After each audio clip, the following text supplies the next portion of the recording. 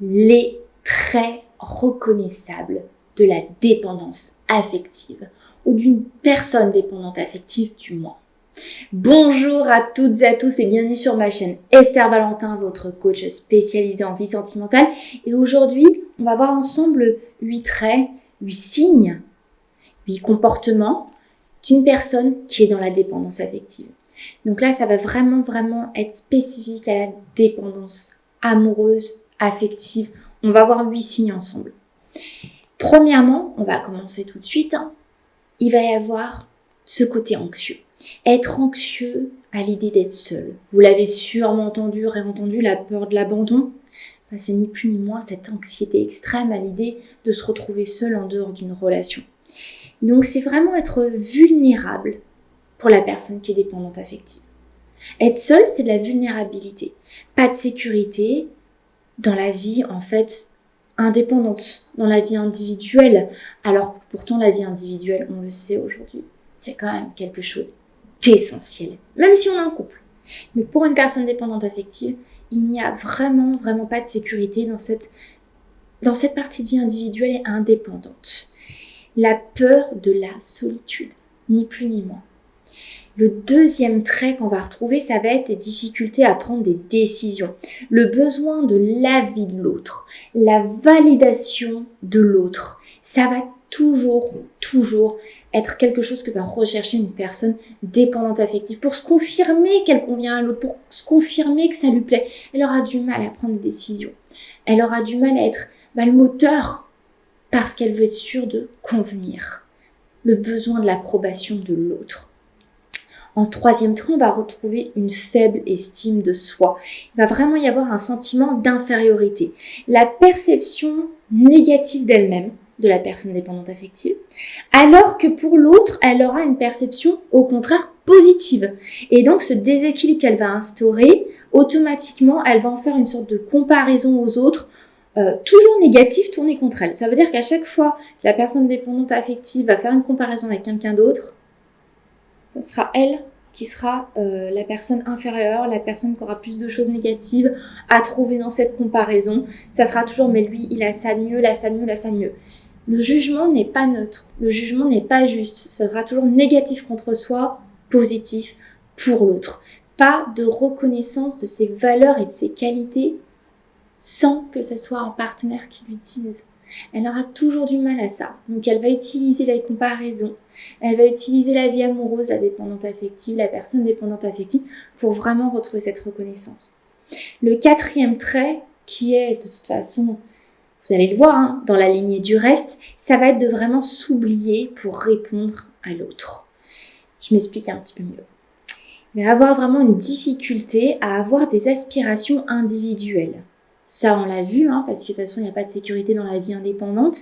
Donc, il y aura des difficultés à trouver ses aspirations propres dans la vie individuelle.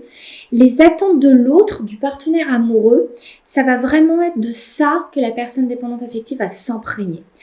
Et donc, ce qui va se passer, c'est qu'elle est tellement dans cette dépendance que l'humeur d'une personne dépendante affective dépend complètement, finalement, de l'humeur de l'autre. Là, vraiment, finalement, on se dépersonnalise en étant trop dépendant. On a tellement peur du rejet et de l'abandon qu'on va tout de suite se dire si l'autre est bien, j'ai pas de raison d'avoir peur, l'autre semble pas bien, ça veut dire qu'il est pas bien, ça veut dire que la relation, ça veut dire ma peur, blablabla. Voilà, ça y est, on est parti dans le schéma négatif.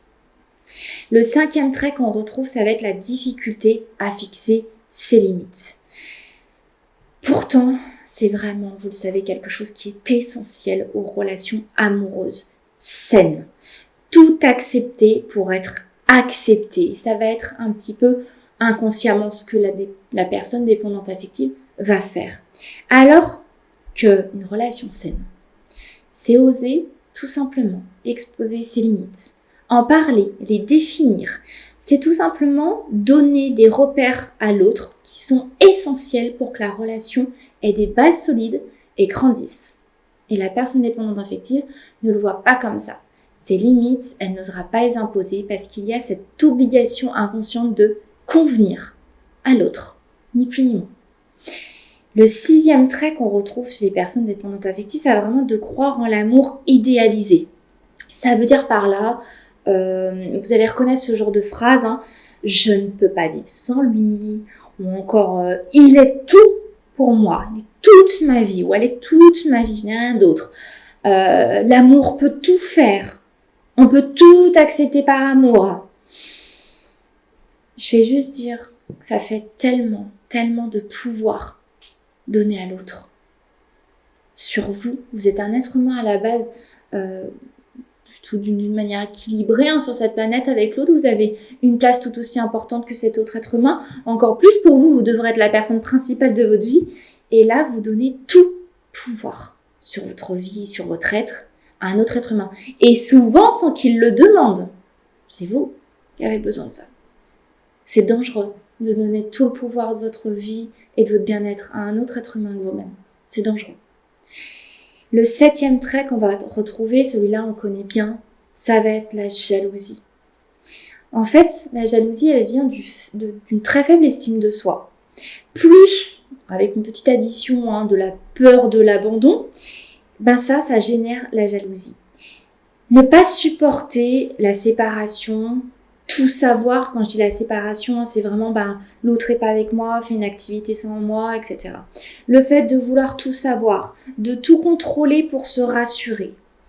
Le fait aussi peut-être de demander beaucoup de quantité, c'est-à-dire de vouloir que l'autre fasse tout avec nous, de se dire que s'il est en train de faire quelque chose, une activité avec une autre personne, c'est qu'il nous l'enlève tout simplement. Ça, vous le savez maintenant, je pense que j'en parle dans pas mal de vidéos, ça étouffe l'autre. Ça étouffe la relation. On n'est plus sur deux individus qui se développent et qui ont envie, dans leur liberté, de choisir d'être et de continuer avec leur partenaire. Non, là, vous essayez de vous rassurer. Une personne dépendante affective va faire ça simplement pour se rassurer. Et le 8e et dernier trait qu'on retrouve pour une personne dépendante affective, ça va vraiment être d'être facilement manipulable, malheureusement. Tous les points précédents que je vous ai parlé, tous les autres traits, les 7 traits qu'on a vus ensemble jusqu'à maintenant, ça fait entrer et accepter toutes les relations toxiques, toutes les relations insatisfaisantes. Je vais reprendre quelques points. Si vous ne savez pas poser des limites, si vous avez des difficultés à prendre des décisions, si vous êtes anxieux à l'idée d'être seul, si vous croyez en l'amour idéalisé, on peut vous vendre du rêve en fait. On peut vous manipuler. Si une personne dépendante affective, il suffit de voir cette faiblesse, puis il suffit d'arriver avec ses grands sabots, puis on se pose là et puis on donne un petit peu de miettes, on donne ce qui a l'air de rassurer un petit peu l'autre, et puis après on fait ce qu'on veut, on ne s'engage pas vraiment dans la relation. On peut vous faire croire tout ce qu'on veut, il n'y a pas de souci, ça passe. Ça, oui, il y a des êtres qui ne sont pas sains sur cette terre. Il y a des personnes toxiques. Il y a des relations toxiques aussi, même si la personne n'était pas forcément malveillante. La moindre des choses, c'est que vous puissiez compter sur vous pour vous connaître assez, pour ne pas laisser vos failles vous dévorer et vous faire subir la vie, pour dire non, pour ne pas laisser entrer toute cette manipulation, pour ne pas laisser entrer cette toxicité dans votre vie. Donc là, c'est vraiment de votre responsabilité. C'est pour ça que là, je vous regarde droit dans les yeux pour vraiment vous faire réaliser tout ça. J'espère vraiment que cette vidéo vous a plu, vous apporte plus de réponses sur le sujet, vous fait mieux comprendre la dépendance amoureuse. Si c'est le cas, n'hésitez pas à mettre un petit pouce bleu en bas de cette vidéo, ça fait toujours très plaisir. N'oubliez pas que je vous mets un petit e-book à télécharger dans la barre de description juste en dessous, donc allez-y, n'hésitez pas, il est gratuit. Et dans tous les cas, on se retrouve très vite pour une prochaine vidéo parce que je ne vous lâche pas. À très vite. Bye bye.